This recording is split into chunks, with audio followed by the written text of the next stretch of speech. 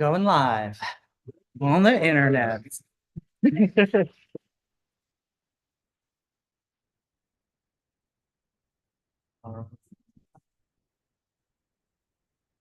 Okay, good. We are ready. Welcome to this celebration of portals with Clarity Haynes and Alannah Farrell. Please give it up.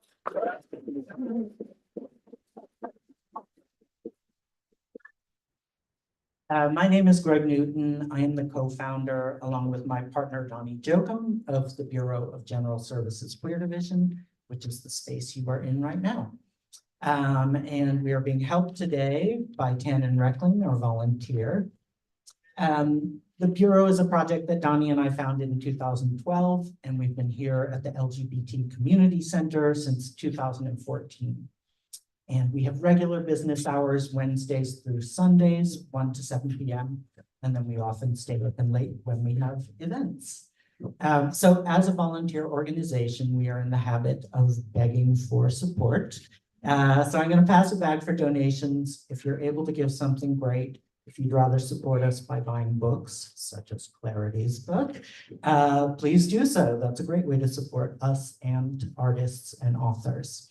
But if you're able to throw something in here as well, we appreciate it. There's also a Venmo QR code on the back. And for those of you online, if you'd like to donate, you can go to Venmo and click on, find BGSQD. So I'll pass this around.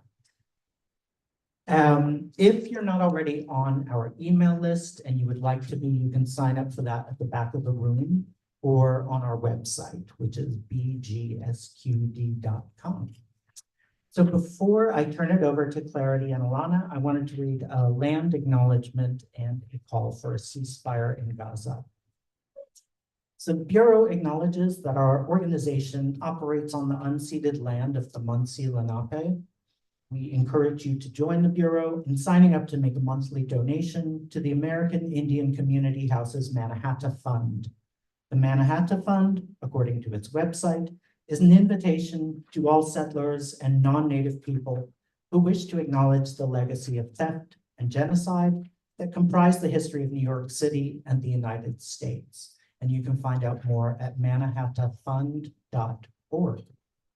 We also want to recognize that today, May 25th, is the 232nd day of Israel's genocidal campaign against the Palestinian people, funded by our tax dollars and enabled by our government's unwavering support.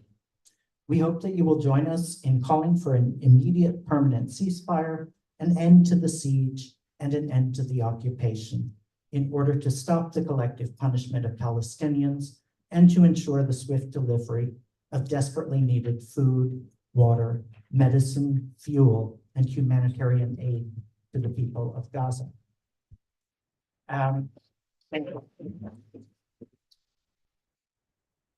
have been approached at many events afterwards with people asking me questions about said statement. I am happy to talk with you about that afterwards. You can also read more from our the statement that we made in February when we signed up committing to the guidelines for the Palestinian campaign for the academic and cultural boycott of Israel. And that statement is at the back of the room. But I am happy to engage you in conversation. With that, I'm going to turn it over to Clarity and Alannah, and we're going to get started.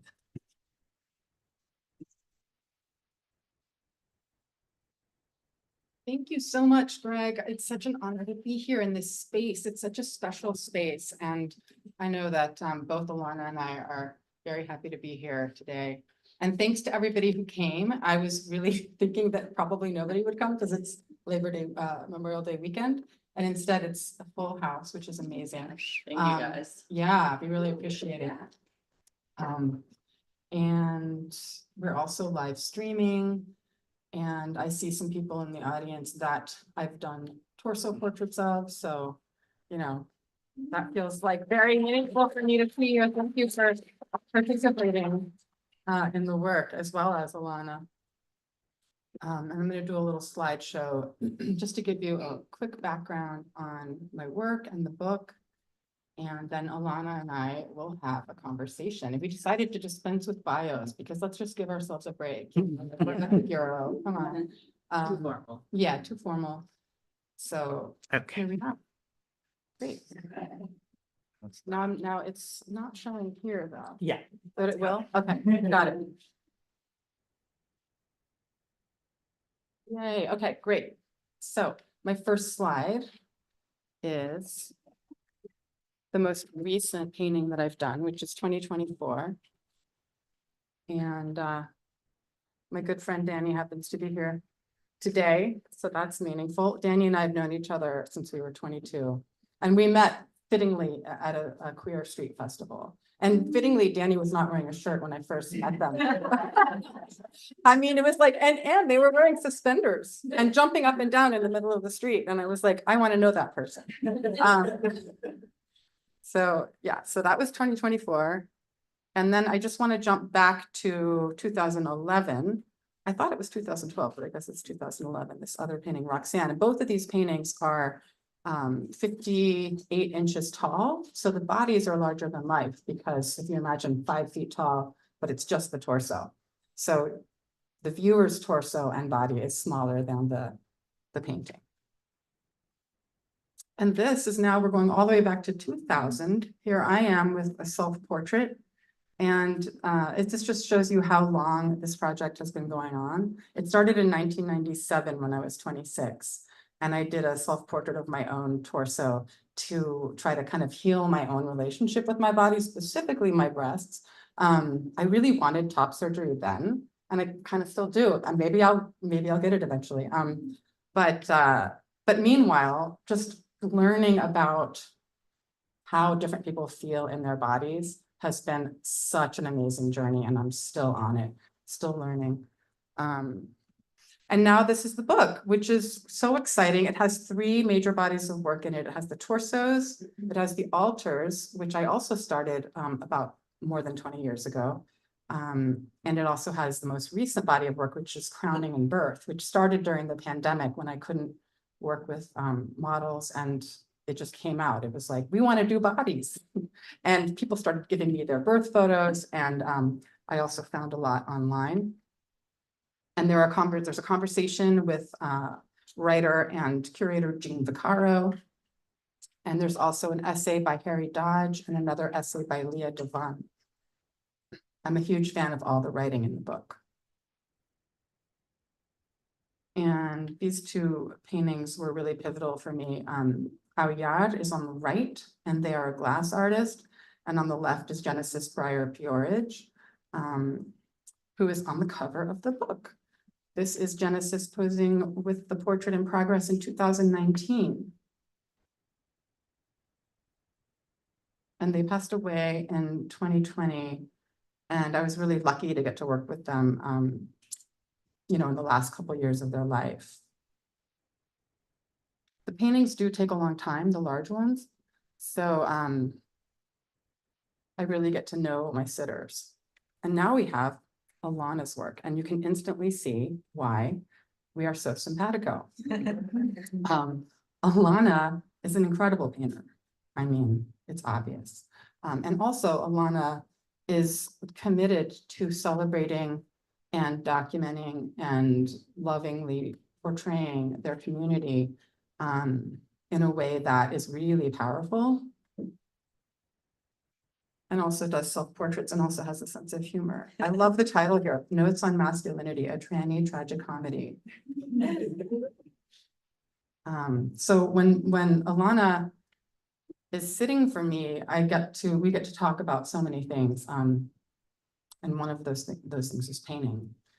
And that's always fun because we're painting nerds. But it's also an intergenerational conversation. And it's interesting because when I started doing this, I was often younger than the people modeling for me. And I learned a lot from them. I learned a lot about like queer life, you know, back in the day. And now these days, it often is people that are a lot younger than me. So it's another direction of that intergenerational conversation, which I really, really value. So this was the first time Alannah modeled for me. And then we started a large painting together. And the first time was 2022. I recently checked the book. There's a book. Yeah, I know. There's a book where everybody who models writes whatever they want to write after they're done modeling. So it's really a documentation of the project. So I actually opened it today and just looked and revisited what Alannah wrote in 2022. And I'm sure they'll sign again when we finish this painting. It's almost finished. This is the most recent visit.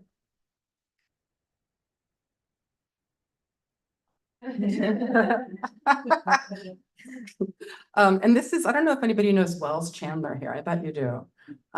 Wells Chandler recently modeled for me after having top surgery, and he is also just an amazing artist. And so what's happened recently is that I've started, probably starting with Genesis and Aoyard, I realized there's something about working with an artist who also does art about their body or about bodies that feels so rich.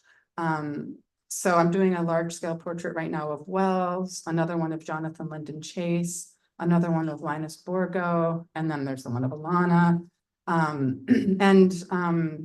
really value that. Like it's such an honor to get to work with someone who has so many of the same interests. And Wells works in crochet, but we still have a lot of similar interests. And just to let you know what the birth was all about, because the book is actually full of birth imagery, and also most of the writing is about that in the book. And that was my recent show that I had at New Discretions, which was all birth imagery, which was really fun to have a whole show of this new work that I had no idea how people were going to react to. And people got it. I mean, the queer community, the queer and trans community showed up and they got it. And I was just like overwhelmed. So I'm really psyched to be here today with Alannah. And I think that's our last slide. So if I push escape, I think we'll go back to. You want to keep it up? No, that's okay. Turn on the lights. Yeah, we'll turn on the lights and then we'll start to have a convo. We can have you guys participate in that. Yeah, so Alannah, Well, I'm very so honored to be here. I think your work is incredibly important. I've thought that since the beginning of me discovering it. I think it's only becoming more and more relevant as the world changes. So, thank you for having me. thank you. Yeah, I think the mic's not on. I think I just have a really scratchy voice. Oh, no, can you hear now? Get it Okay. really close. You gotta get close. as you Okay, can. okay. Thank you for your kind words. I think we're equally honored by each other, so. Yeah, we love each We other. love each other. Yeah. But yeah, I don't know if you have anything that you wanted to start off with, you know. Well, I feel like we should start off maybe with your recent show, unless you want to talk about the chest portraits. I want to talk about both. So. Okay, let's start with the recent show and then we'll go to the chests. Something with the recent show that for some reason didn't click in my mind until looking through your monograph, and now you saying it as well, is that I feel like, you know, you were doing this maybe in response, or maybe it's about death, which I think is very interesting. And I don't know if you want to elaborate on that at all. Yeah, I mean, it was the pandemic, so it was all about death. And when babies come out, they kind of look like they're coming straight from the dead, you know? So I kind of really feel like the intensity of birth is very similar to the intensity of death. And that was my way of expressing that energy at the time. I also, when I went to your show and when I've seen these crowning paintings in person or in print, to me as a painter, I see them as beautiful paintings. I see them almost as abstracts. There's this one, The Infinity, which is actually this end paper as well, that I think this is just a complete abstraction. I see this as you pushing skin tones to levels that only a painter would, and really playing with the form as not tied to a specific individual or gender. I love that. Thank you. That reminds me, Alannah, what I love about your work is that they really are portraits of specific people based on observation that you have relationships with in a specific place and time. And they have this like, almost like a glam gloss to them, Yeah, and this kind of aspirational utopian feeling. And I love that you're able to meld observational imagery with giving it that very queer, I feel, feeling of hope and joy and beauty and just celebration through the way that you paint.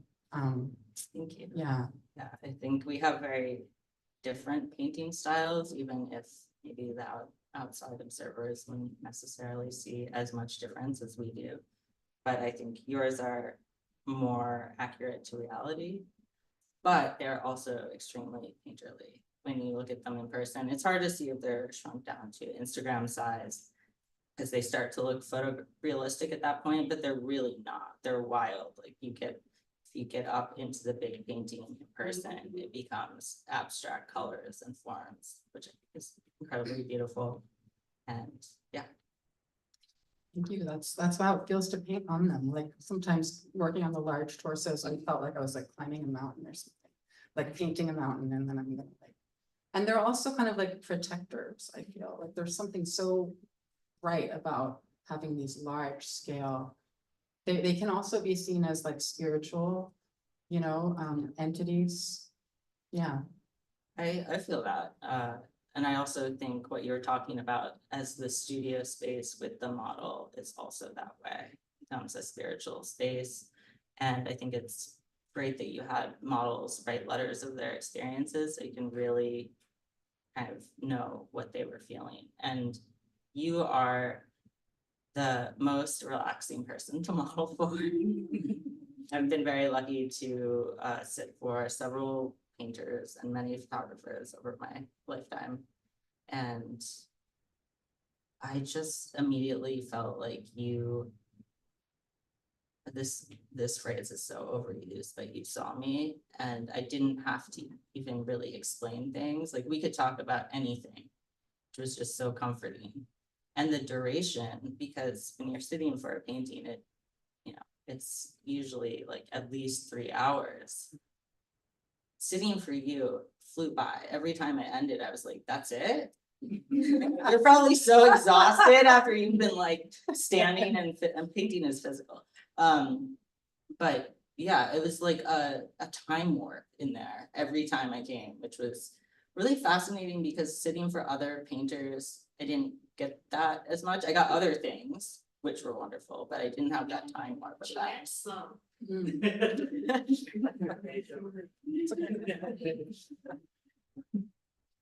Yeah. Well, it's interesting because you also have people model for you, and there is something about, for me, I like to let my mind wander when I'm painting, and so because I can get too kind of in my head. So what I like about sitting with a model is that we're talking and that distracts me. So my conscious mind takes a little break, and I can just kind of paint more freely somehow.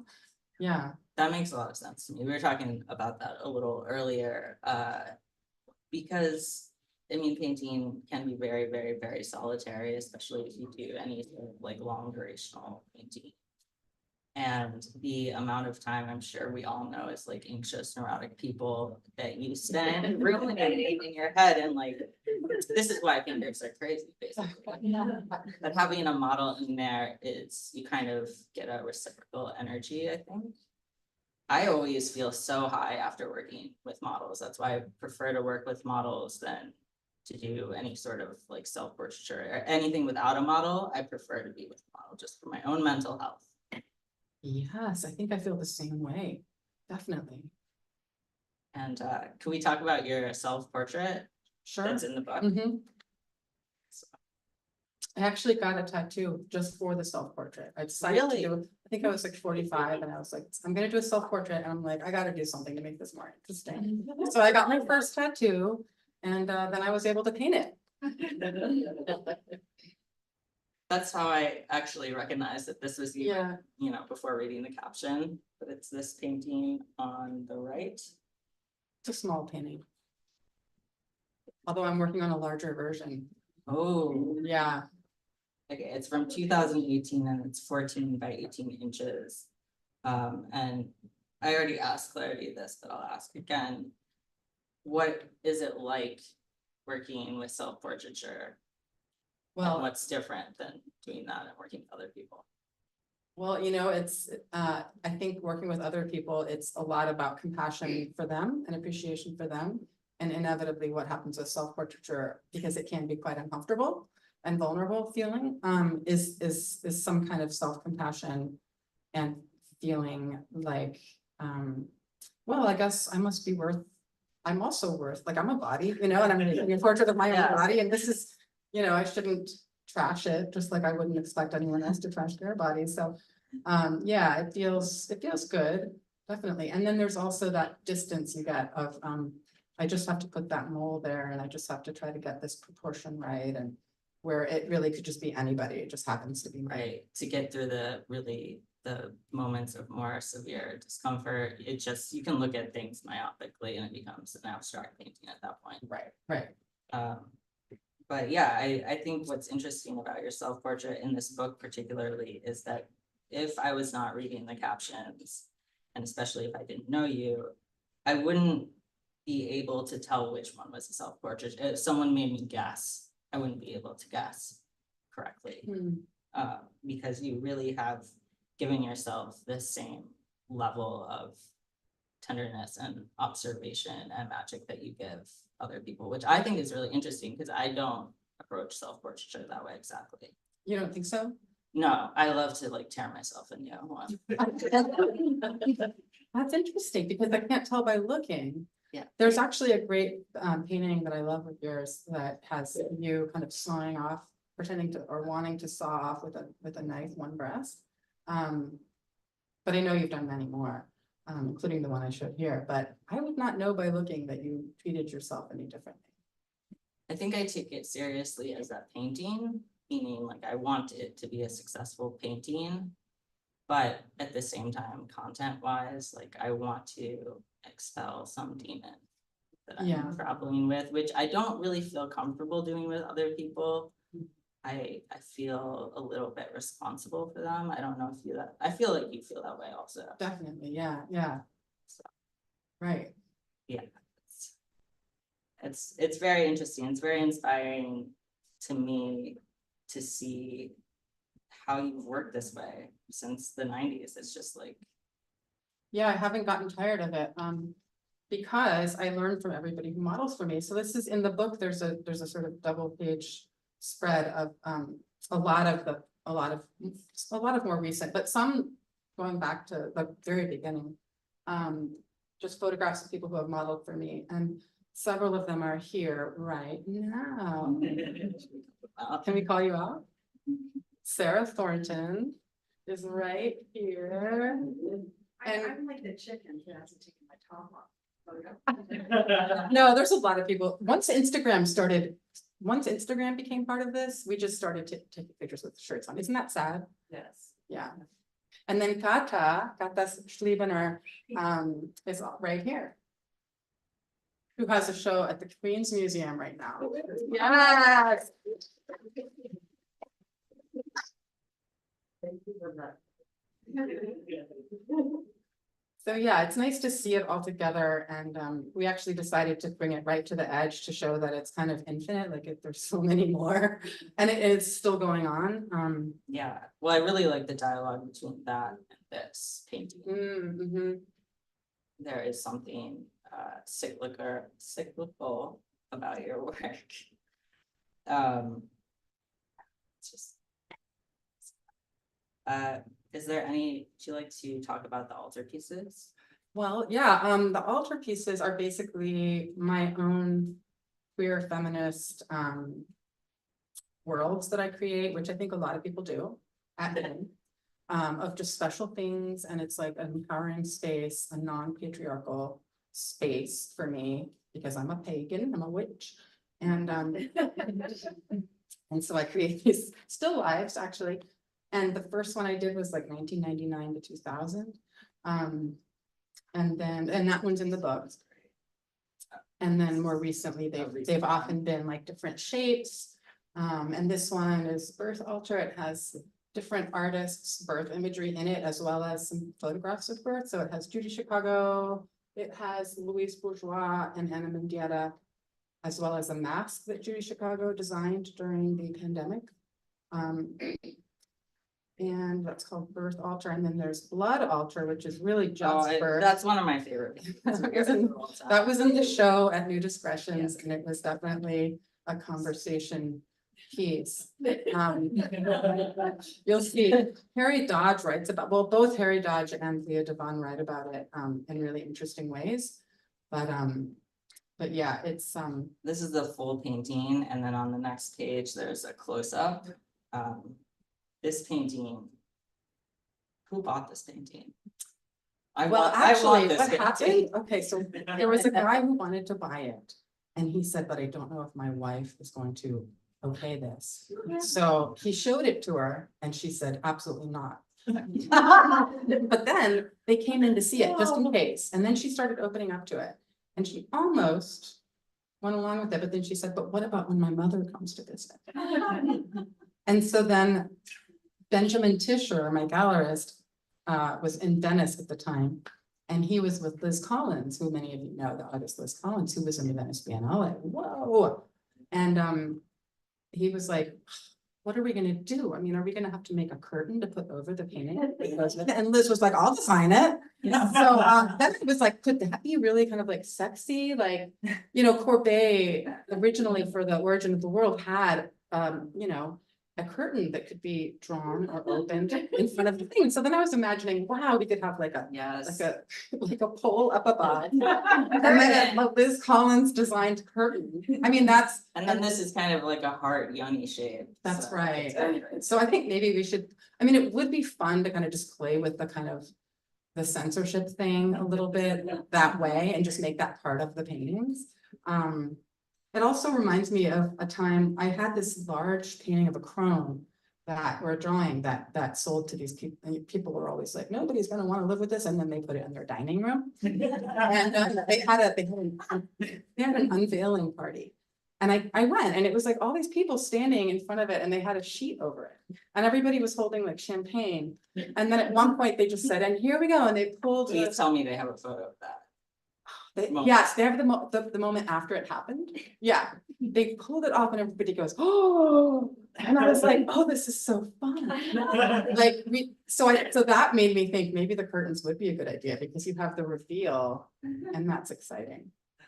Yeah, I mean, this painting in particular, I'm just gobsmacked by it. I really am in love with this painting.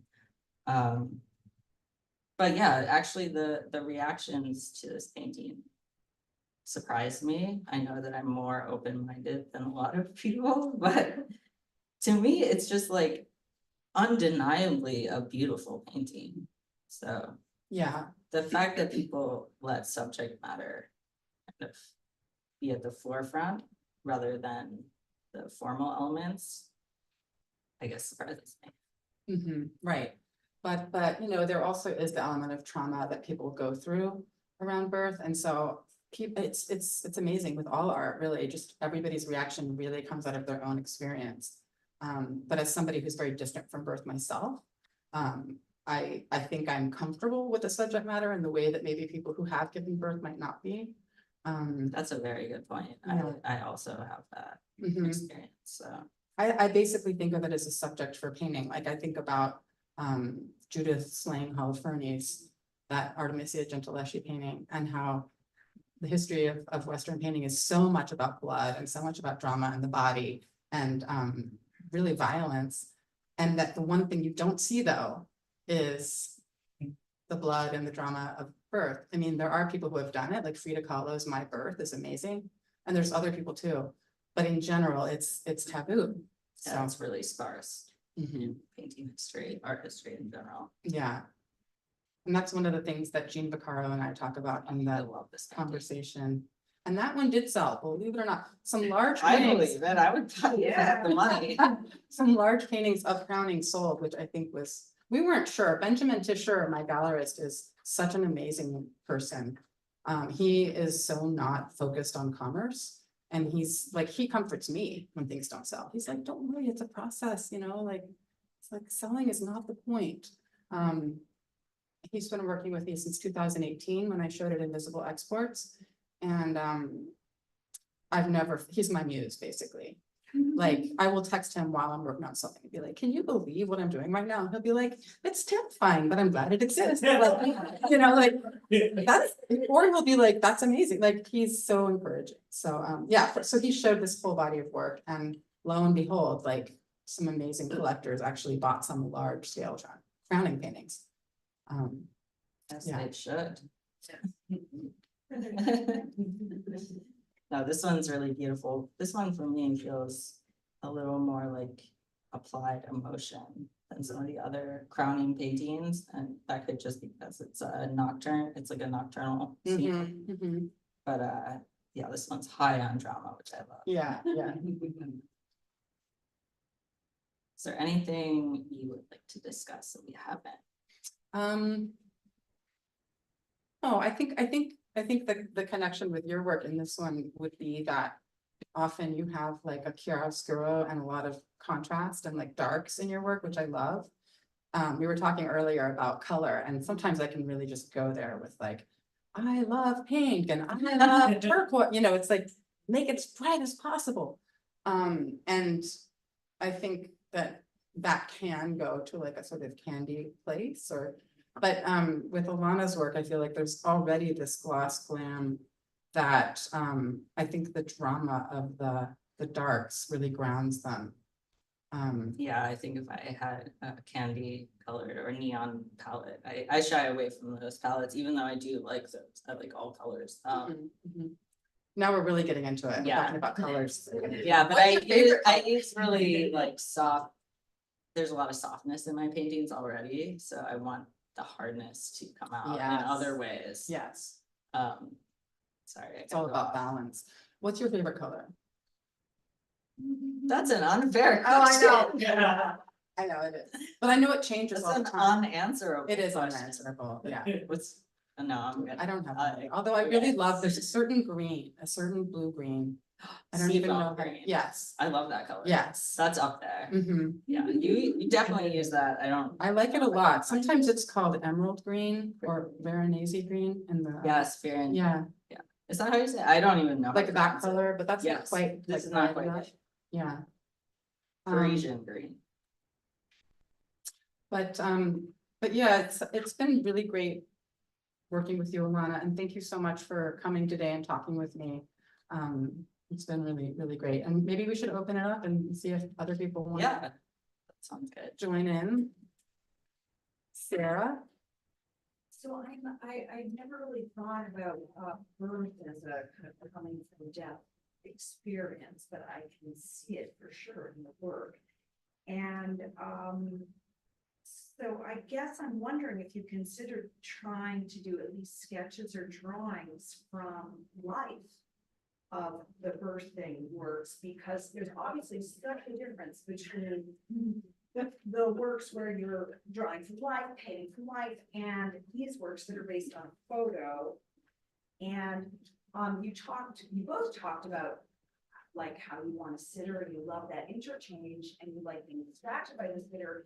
So what are you doing to kind of keep yourself calm and in the zone when you're painting from a photograph?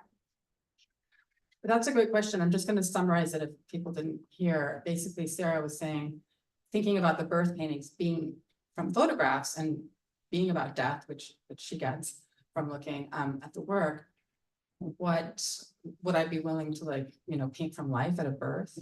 That would be amazing. It's just nobody's invited me. Nobody's invited me yet.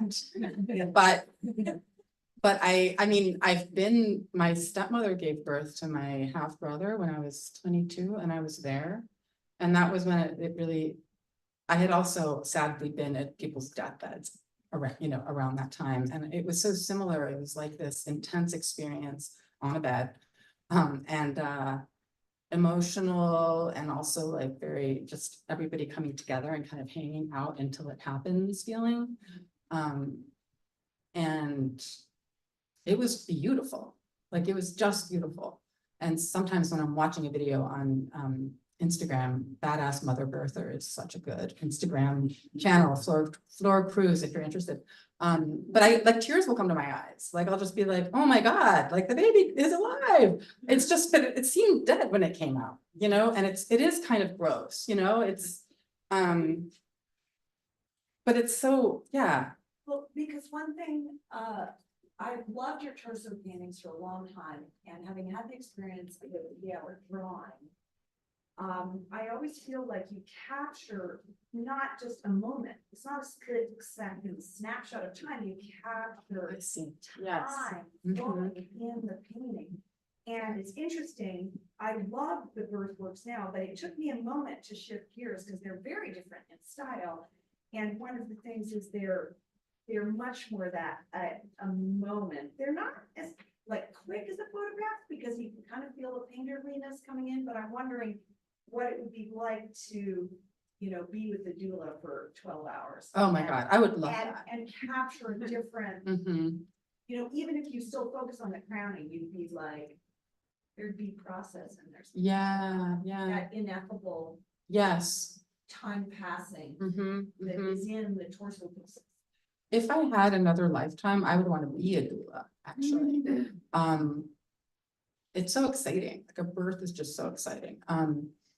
But you know, for some of these paintings, people who are close to gave me their birth photographs. So like Jean Vaccaro, her parents came over and gave me this beautiful large printed out photograph of Jean being born. And that is the subject of the painting that I showed of the birth. That's little Jean, little. And it weirdly felt like I was doing a portrait of Jean because the skull, like structure of the skull is still somewhat the same. And her parents came to the last day of the show. They were very proud to see the finished painting and stuff. Well, I have a question, but I want to start with you, Clarity, but I want to apply it to both of you. But I wonder, Clarity, if you encountered at all in your research for the crowning paintings, Hedgie Shin's photographs of baby birth. And I guess I more wanted to ask how the two of you would see yourselves or see your relationship with the body by way of painting versus photography, and Yeah. wondered, and I guess especially for these crowning paintings that they came from photographs versus a live model, but wondered, I sort of see photography in both of your painting practices in some capacity, but wondered if both of you would speak to your relationship. Do you want to answer that You can first? start. You? Okay. Well, this kind of goes back to the first question. I think, I don't know if you have this experience, but sometimes I'm conflicted between, do I just want to experience this and be as present as possible and feel it with all of my senses? Or do I want to try to sublimate that into a painting or a drawing? And often I want to just experience it, to be honest, and then reflect later. With a sitter, it helps just for visual information to have them there. And it helps in other ways too. It helps with conversations, the life, with the passage of time and how relationships change and bodies change. But I also like going into my own mind and working that way also. And photography, I guess, to me, it just feels very different. It's a medium I also love, huge fan, Stanley Stellar, shout out. But it just feels very different to me. It feels like it would be all of the high maybe, and none of the kind of, it's almost like a little bit masochistic, the amount of time we spend. Yeah, it's, to me, I mean, maybe I'm wrong though, because I'm not a photographer. Also, Alannah, have you painted from photo or reference photo? I've definitely, if I've had times when models can't come for whatever reason, or there's limited amount of time or money, because I try to pay my sitters and I know you pay your sitters also. There's times where I will fill in parts with photographic reference, but at the same time, it's like, it's almost unnecessary. Maybe it's necessary for certain things, like anatomical things. But I feel like anytime I try to take a photo reference, because I'm like, oh, this will be useful information later on, never is. It's a shit photo. And it really is, because I'm seeing with my eyeballs, in my eye holes, that this incredible thing. And then the photo that I take for reference, helpful reference, is like the deadest fish. It's just like not, there's nothing there. So it's actually more useful for me to use my memory. I don't know what. So that's invention. I mean, memory and invention comes into it. That's interesting.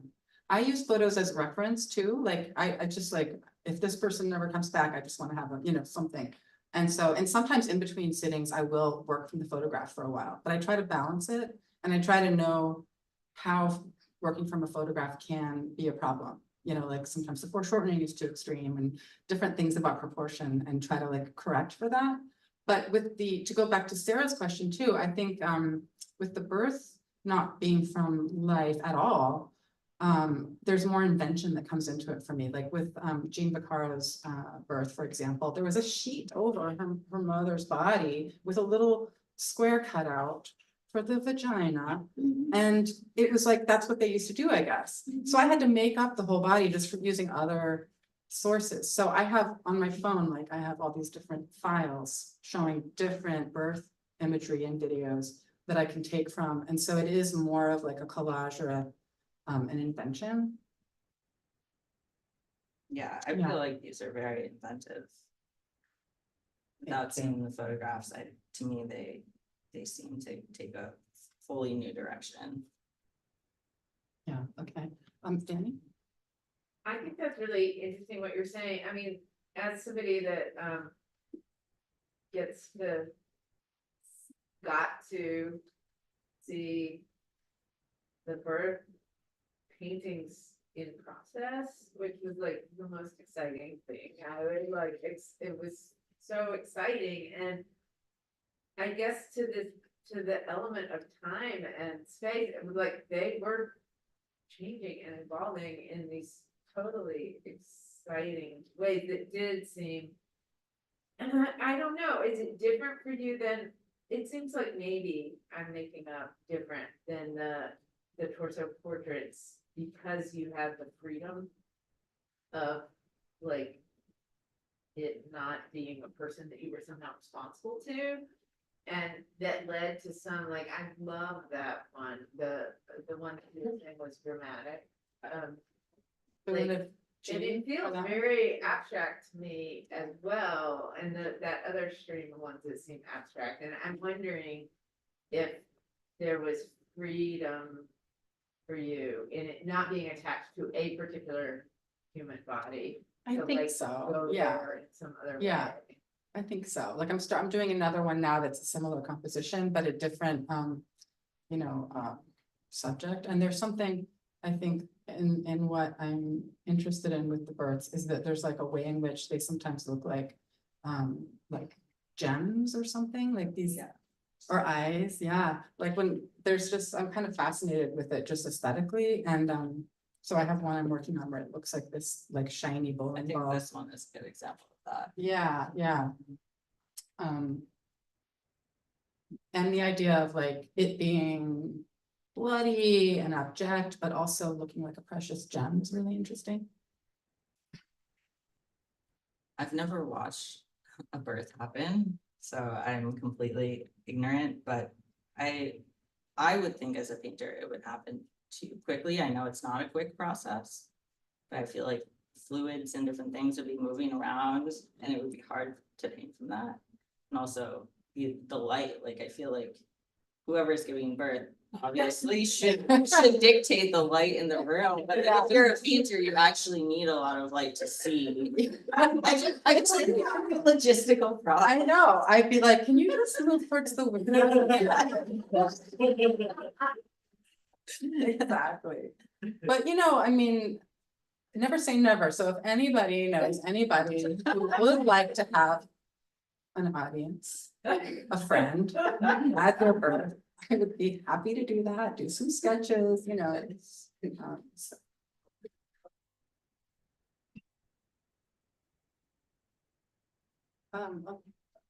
Alexis? Yeah, this is the time I want to make that. So they, this whole made me think about how I'm realizing that I think about your work as like memento mori, like the original meaning of like a still life, and like that connection with death and the passage of time and the choices of the body and the marks on the body. Like, so I'm curious for you, that process of having started this project to some extent with that self-portrait and then making a self-portrait later. Like, what was that like for you across time, across your relationship to your own body, across like the marks that your body shows differently? Yeah, I've always been aware, because when I was younger, in my 20s, and I was doing people's necks, when they start to sag, and like the way the skin changes and everything that happens when you become a crone. I was really into it, like, oh my God, that's like a nest of wrinkles. How am I gonna do that? So I saw it so detachedly, and I saw it as more interesting than a blank slate of a body. So I've always known that, like, oh my God, I get to document my own body that way. So I did, 45 years old-ish. And then before that, it was like in my 20s, So I often think, like, I'm looking forward to like the real crone portrait, And I may or may not still have breasts at that time. So I sometimes imagine if I do get top surgery, then like, will this tattoo be still whole, or will it be like cut off? I don't know. But it's a real privilege to be able to take that journey with myself, because it takes a lot of the shame out of aging, It's like, why would I try to control and stop something from happening that's so like visually interesting? Like, I'm gonna be a better model to paint from the older I get. So I don't know if you feel this way, but I feel like something is different about painting a self-portrait from a mirror than just looking in a mirror. Like, I feel like the duration of making the painting, and also the surprises that come out of painting, which like sometimes there's magical mistakes and sometimes there's bad mistakes. I think that psychology is cathartic, and it's also imbued in the painting in a way that, for me, just looking in a mirror, it's like pure self-criticality. oh, that is so true. Yes. That's so interesting. So just having your materials there, and actually the action of Yeah, responding to what you see by making something is like therapeutic, and yeah, yeah, there's something Totally. very different going on psychologically. that makes sense. So if anybody ever wants to use self-portraiture as a method of healing, like, do it, because it really works. Kat? Hey, thank you both so much for this. It's an honor to hear you both speak about this work and your work, one another's work.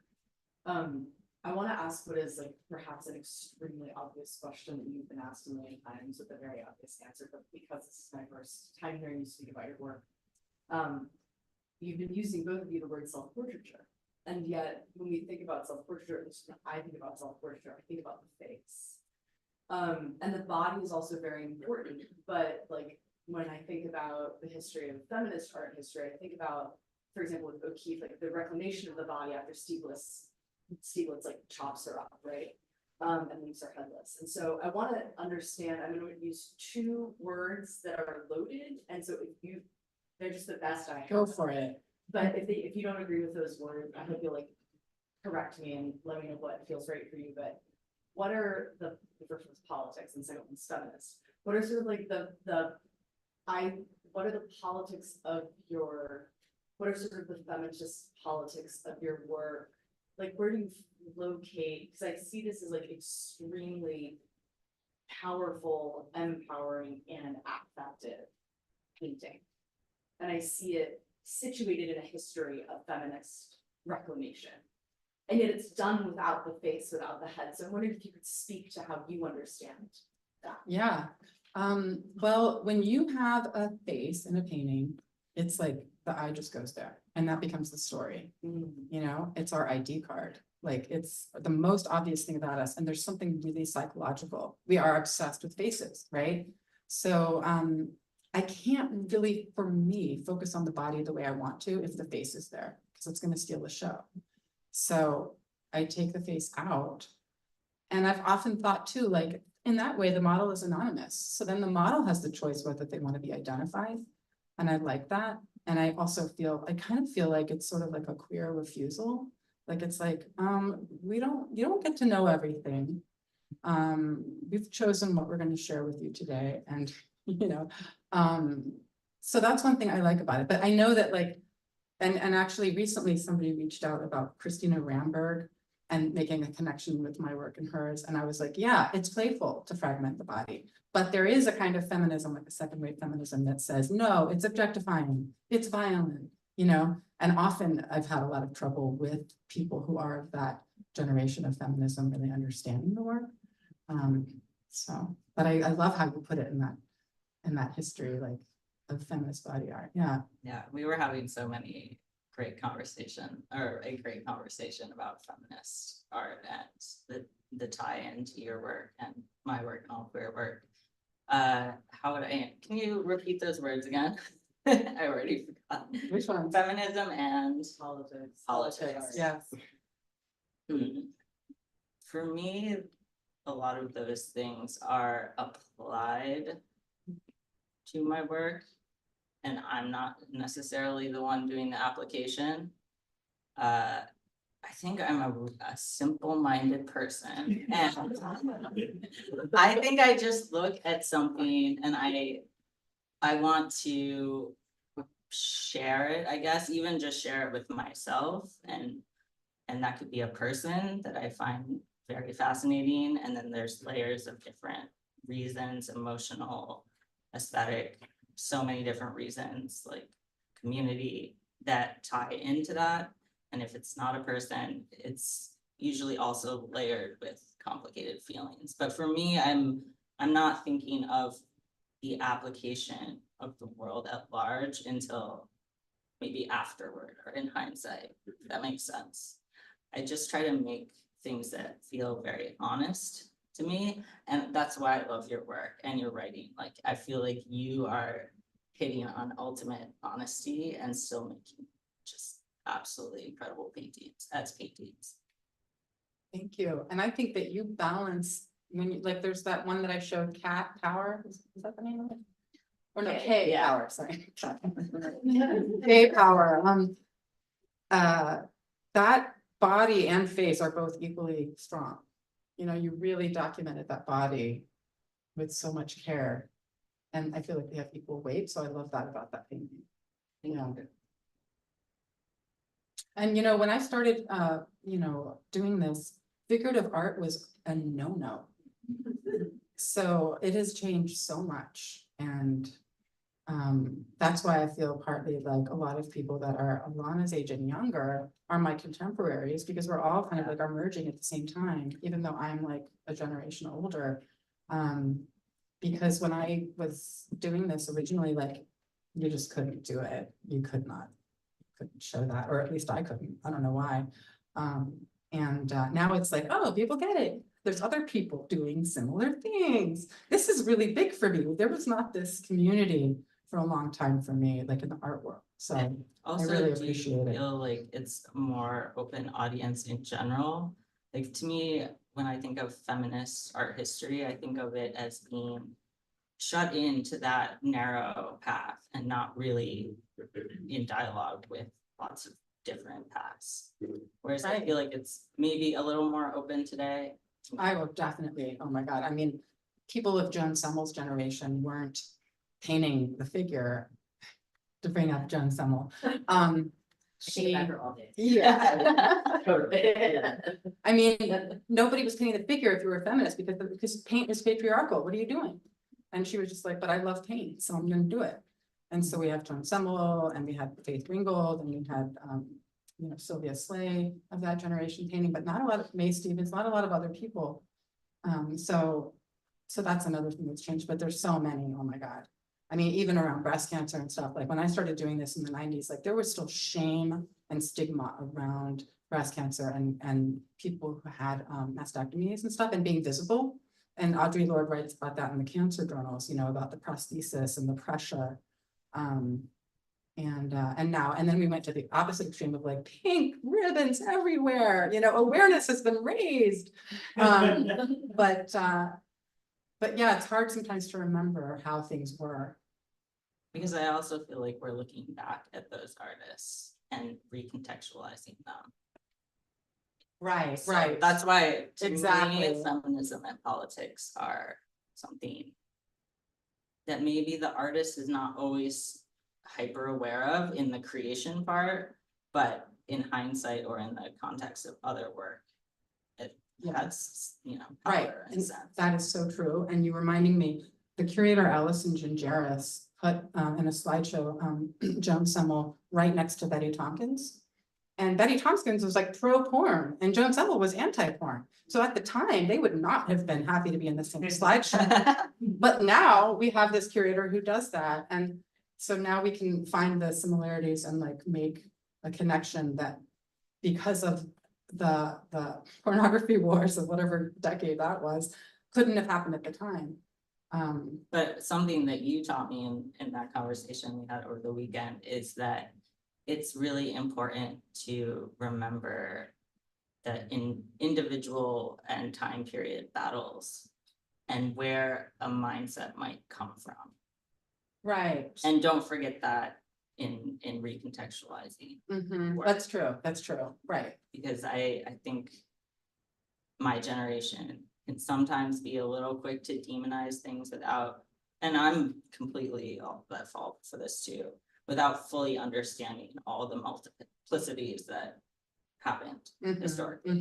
Yeah, it's been great to have this dialogue and like, for me to share like all the trans activism that like I was involved in the early 90s, and you're like, really? I know, I was shook. Yeah, Snow Butch Blues was like, we were off to the races, you know? Of course, everything's evolved a lot, but like, people were transitioning in my community, Right. you know, back then. Yeah, there was this kind of already like across community or Yeah. a more multifaceted community than I would have expected. Definitely. Were there any other questions? I saw a couple of other people. So we touched on this a little bit already with discussions of like working from the photos and the additional abstractions or imaginations you were able to incorporate into those. But as we are moving out of at least like a post-quarantine context, if not post-COVID, do you ever see space for your portal series to become a portals portraits? Like, especially, I know you said you work from references where some are people that you know, some are photos of people that you know's parents giving birth to people that you know, and then some are maybe they're a little bit more anonymous, publicly available online. And so I guess just thinking about your work in portraiture and how it might relate to portals. Yeah, definitely. I mean, I had somebody come to the opening who was kind of sad that like she sent me a photograph of a really close up of her giving birth underwater and was like, aren't you gonna make a painting of that? Like, I definitely could. I mean, I have to get around to it. There's a lot to do. Sure. You know, But yeah, painting but takes yeah, time. it takes I was gonna reiterate. But yeah, no, definitely. Or are you enjoying, I guess, like, which are you feeling more drawn to, like returning more to this individual, grounded in like the real bodily relationships, or are you, and you were referencing Alannah's work, like there's more of this utopian, or like there's space for things that like didn't exist otherwise. So where are you feeling more drawn in? I think it's all, I'm trying to do it all. Like I'm trying to do all these 3 bodies of work and continue them all. Yeah. So we'll see what happens. I can't just keep adding bodies of work and then doing them all, but we'll see how it works. Yeah. I have a small question about a relationship between those 2 bodies of work, have like the altars and the sorts of portraits, because in a way they're like a different way to take a portrait of somebody. So I have related to the altars, like I wonder if it's your own altars, it's other people's altars, and like how those 2 things connect, because for me are like absolutely connect. like Yeah. the torso portraits and the altars, and sometimes they kind of overlap when your sitters like have something hanging, or even Yeah. tattoos, or even if every mark in the body or wrinkle become part of, it's like a little deep, like the torso also becomes like this weird altar, you know, or Totally, inner, totally. connected, so I wonder if there's. Yeah, I mean, we put the torsos and the altars together in a section in the book. I think because of that, because I think it came, the altars kind of, I had done an altar, you know, in 1999 to 2000, but then I had forgotten that I had done that. And then I started up again when I realized that I was really loving painting the objects, like Aoyard had made a necklace just for their portrait. And it was amazing. There was like a little doll, there was a big bone, there was a feather, and there were like all these things.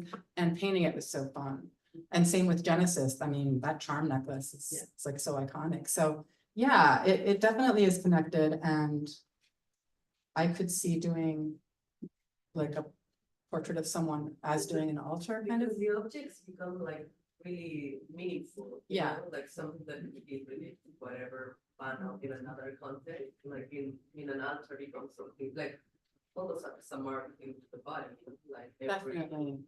again, Like if you've held on to some postcard somebody sent you for 20 years and they have like put little plastic flowers on it, and then you think, oh, I've held on to this, it must be because I value this a Yeah. lot. And I have that in one of my altars. It's lion altar. My friend sent me this little collage with the Venus of Willendorf in like, you know, the early 90s, and I've had it ever since. So yeah, it's like the history of my relationships and community. And I have this painting that's going to be in a show at Sergeant's Daughters opening next week, I think, or the week after. And it's actually like a self-portrait.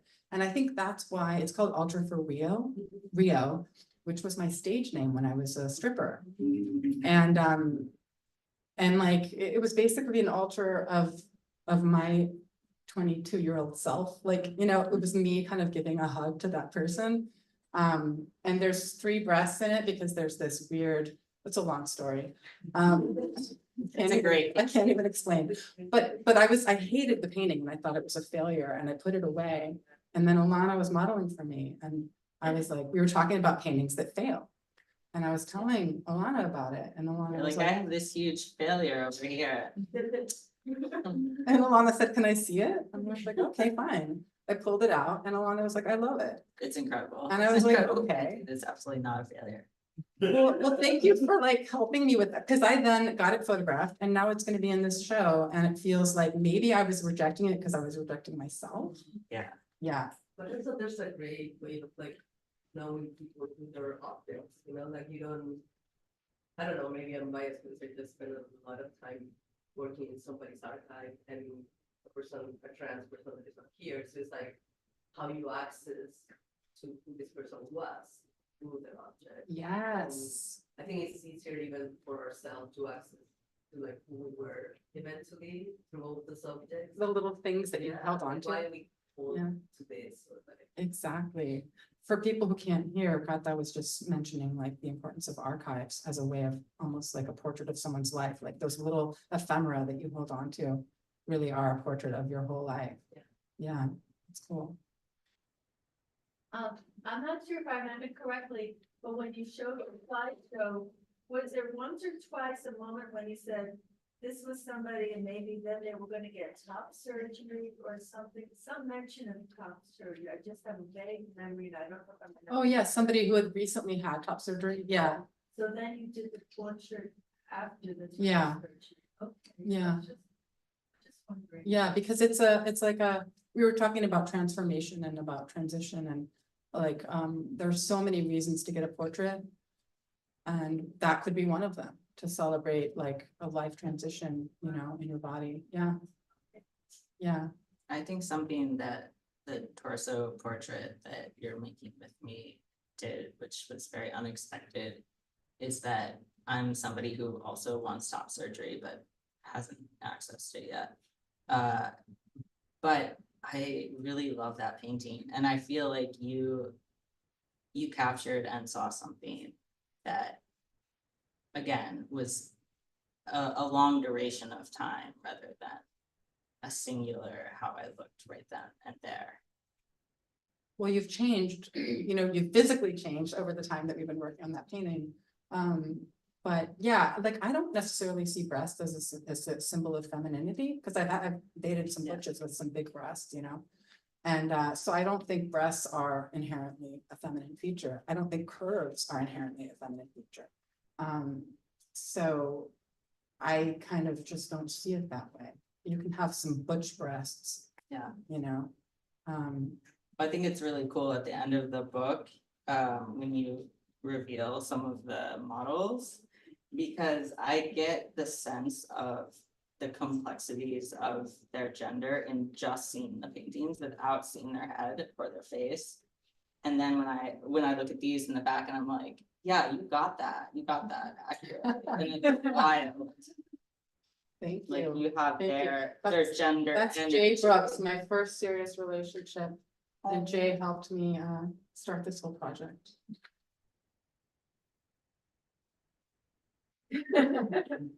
I mean, did it end poorly? Danny remembers. No, it did not end poorly. Thank you. It did end, unfortunately, but it wasn't, yeah. Does anyone else have anything to share or ask? Okay, I'll ask one question.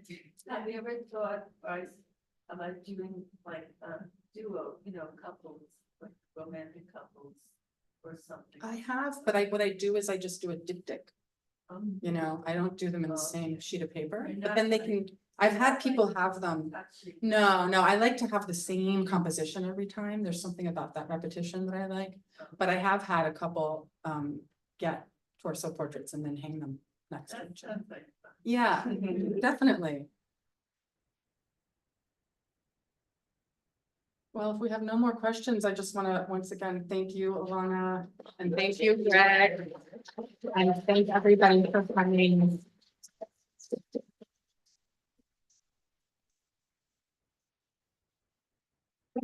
Well, thanks so much, Clarity and Alannah. What I forgot to mention is what is all around us, which is the Dyke Plus Art House exhibition.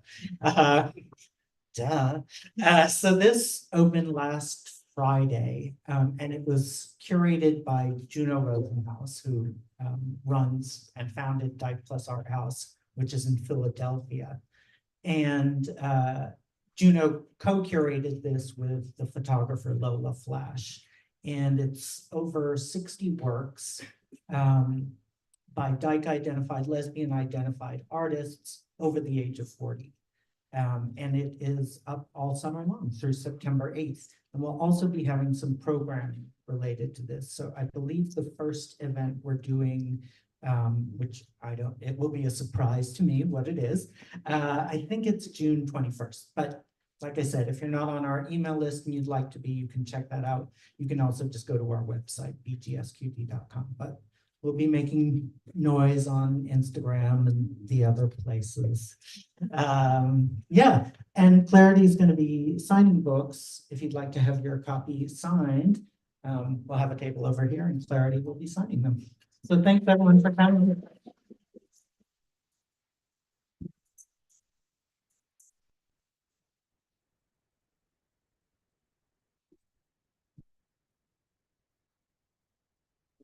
Session here.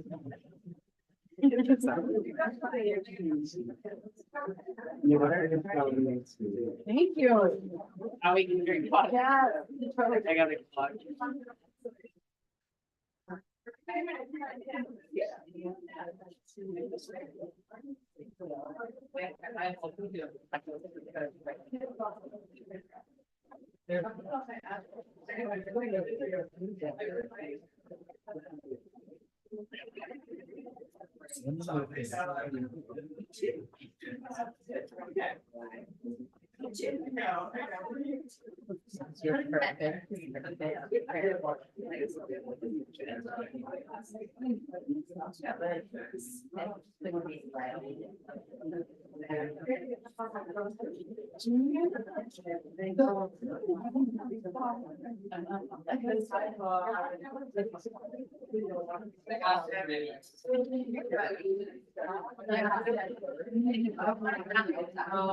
Yeah. Do you share?